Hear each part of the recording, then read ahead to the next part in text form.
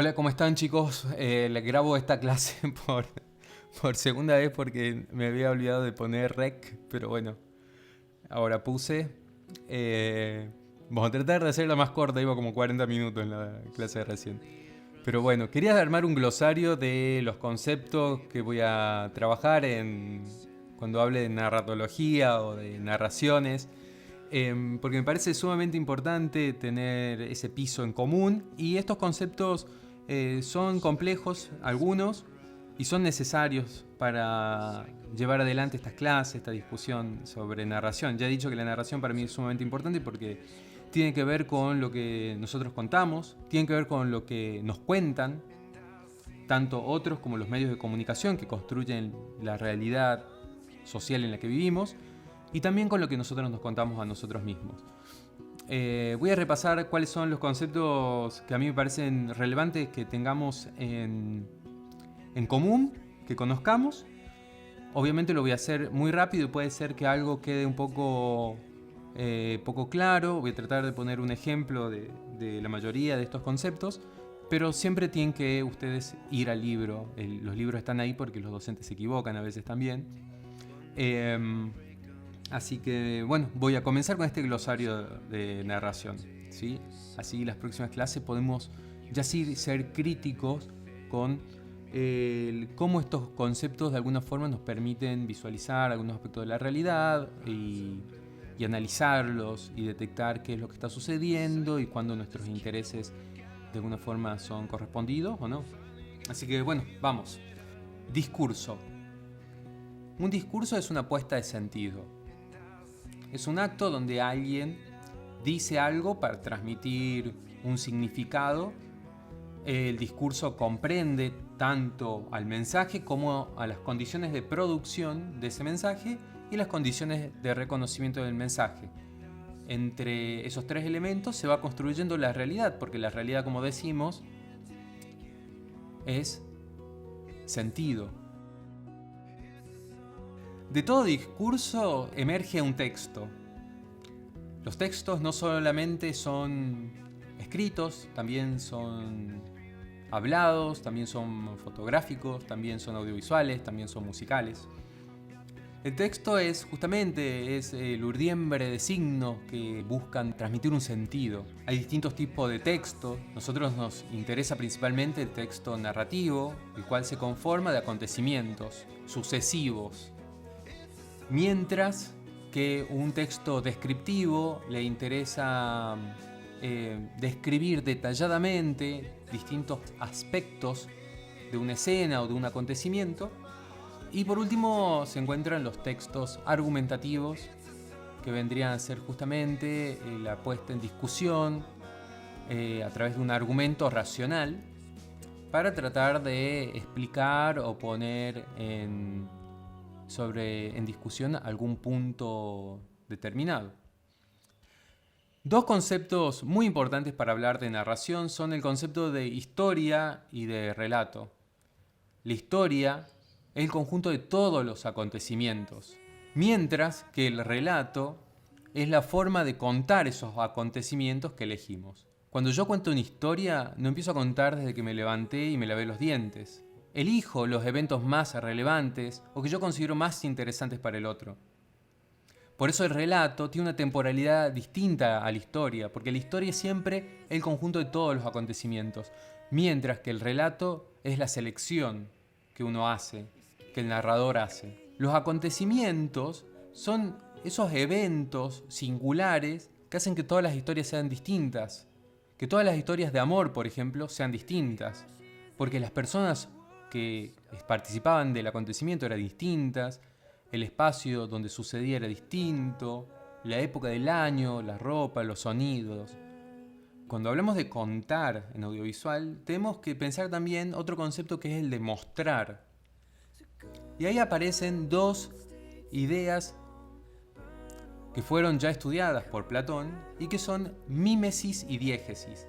Mímesis es la mostración, es el relato de aquel que te muestra algo, como por ejemplo el actor que muestra a una persona sufriendo, mientras que la diégesis es el relato narrado del rapsoda, del poeta, que te cuenta, que te habla sobre esta persona que sufre y no te la muestra.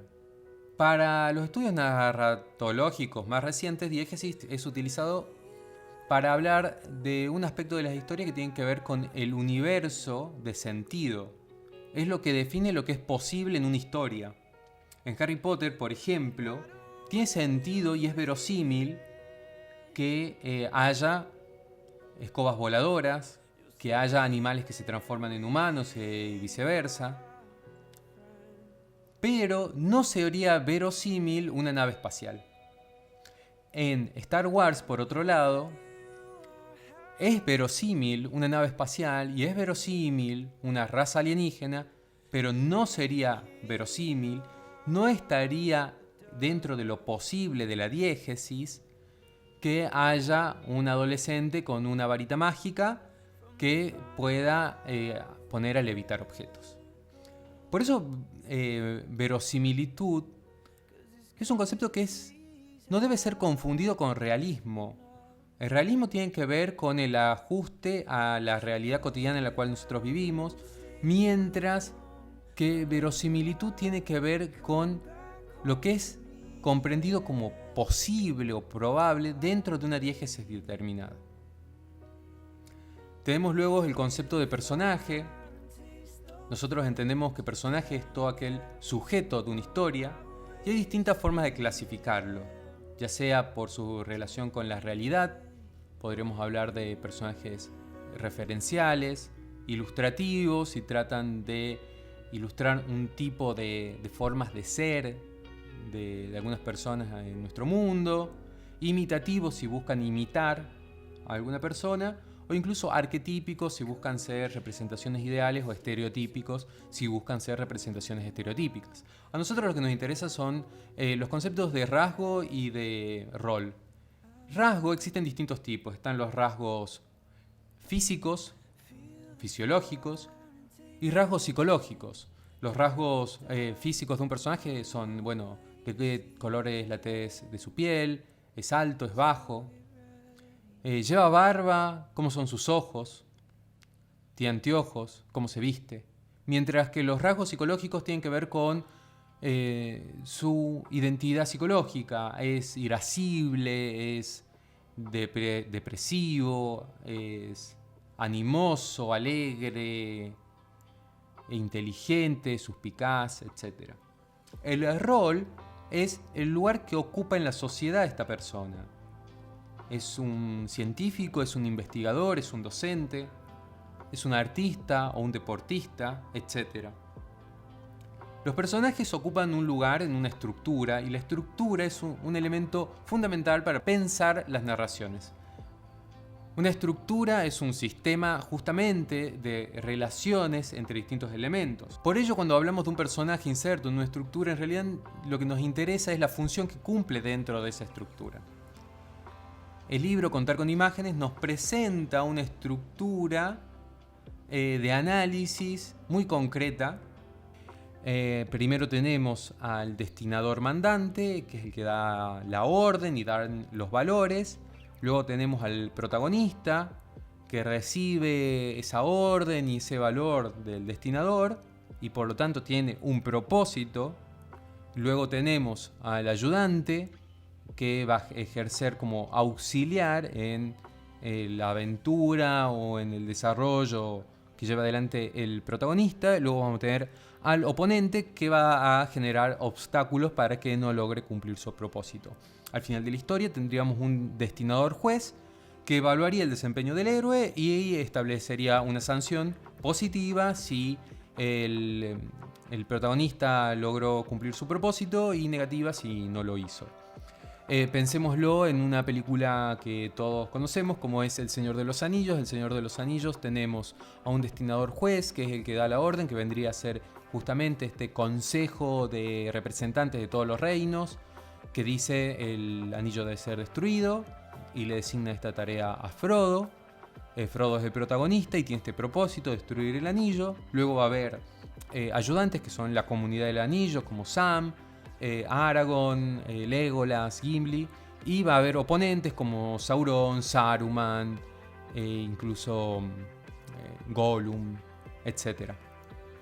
Al final del film, cuando él logra cumplir su propósito, va a haber un destinador juez que lo va a premiar y le va a permitir el acceso al mundo mágico de los elfos, luego de que él haya cumplido exitosamente con lo que se le fue asignado, ¿no? Hay otros tipos de estructuras de análisis. Una muy popular es la de El viaje del héroe de Joseph Campbell, pero también están otras como la teoría del lactante de Gray Maas y otras más.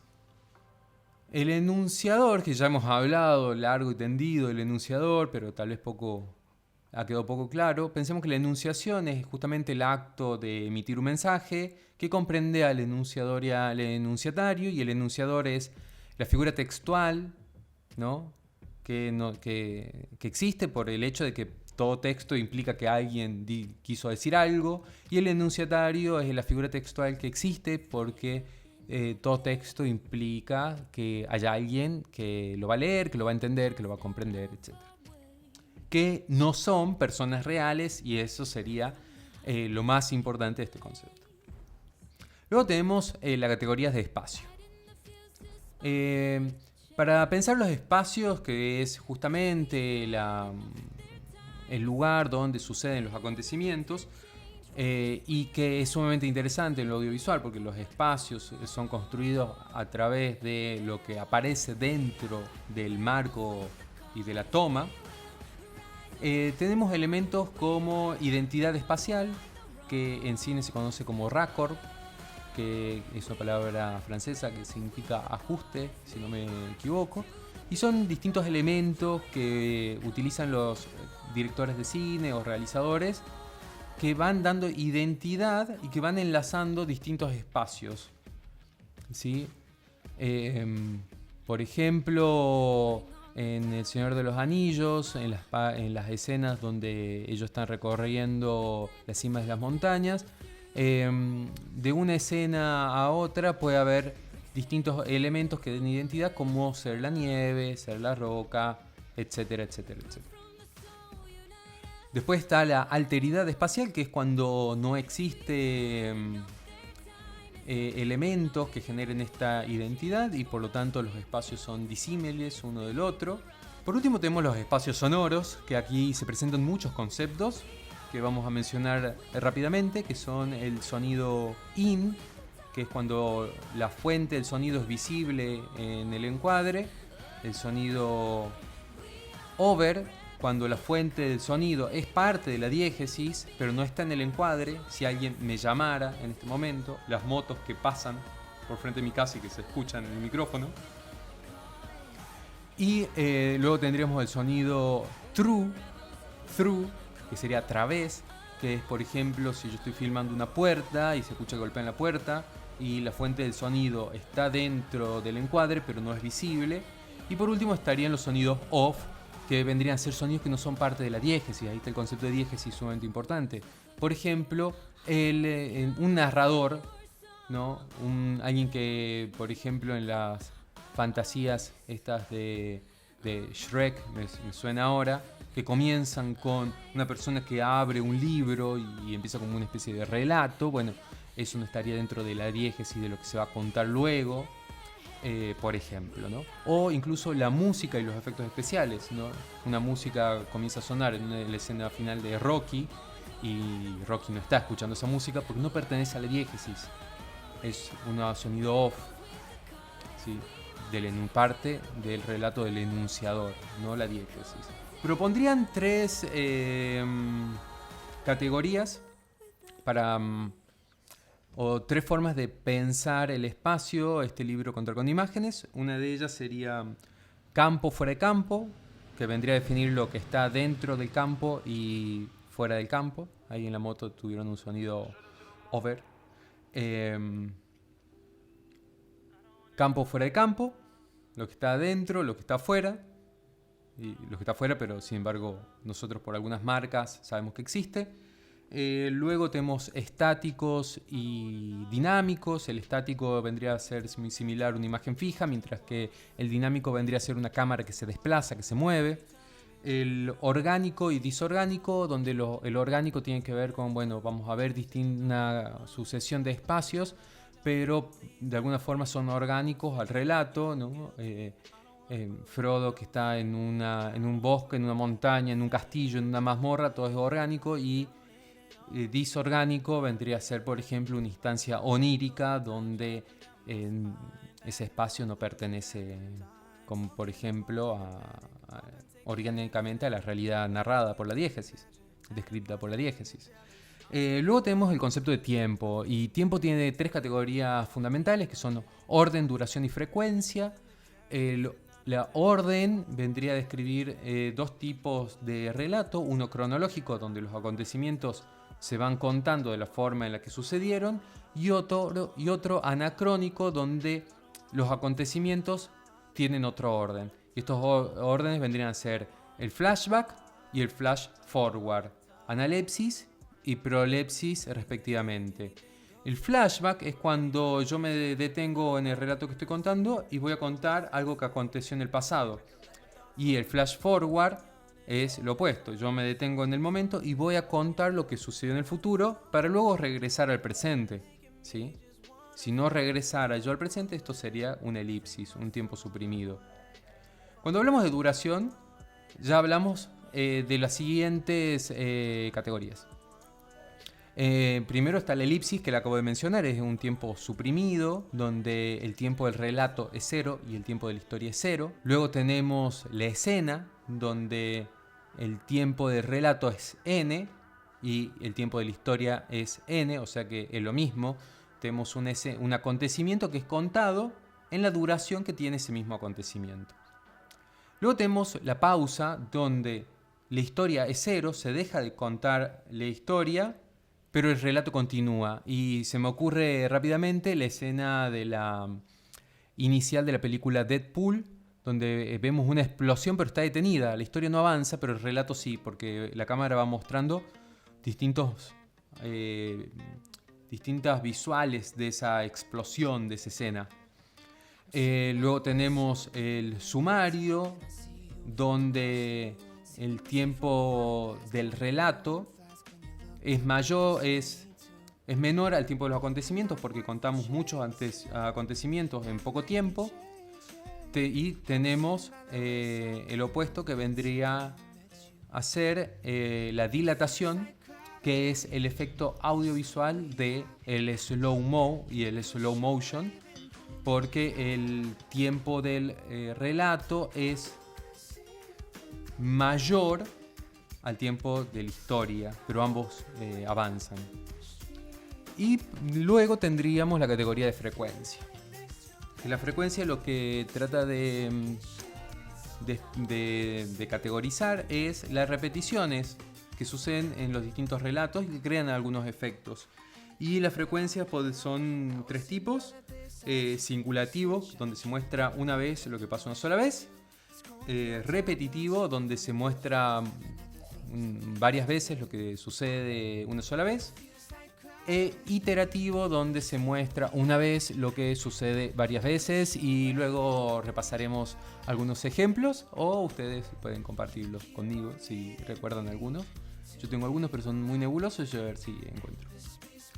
Por último, y esto ya terminaría nuestro glosario, tenemos el término focalización. Focalización es, para la narratología, es el lugar desde donde yo cuento la historia, ¿sí? En términos de lo que me es para mí posible, en términos de la información que yo recibo. Focalización tiene que ver con la información que yo recibo de la historia. Tenemos focalización subjetiva, donde nosotros sabemos lo mismo que sabe el personaje. Tenemos focalización externa, donde sabemos más de lo que sabe el personaje. Y tenemos focalización cero, donde lo sabemos todo. Existen marcas en esta focalización, en este saber, que son la ocularización y la auricularización, donde de alguna forma se genera una marca, por ejemplo, una cerradura, donde la información que yo obtengo por la focalización en la cual me encuentro tiene que ver con una marca ocular, o también puede ser una focalización auricular donde la información me llega a mí de una forma sonora por alguna marca que se sucede en el audiovisual. Todos estos conceptos los vamos a repasar de forma ardua y extendida y crítica, porque queremos saber qué nos permiten conocer del mundo. Pero bueno, ya los hemos presentado, ahora solamente nos queda desglosarlos un poco. Así que bueno, nos vemos pronto.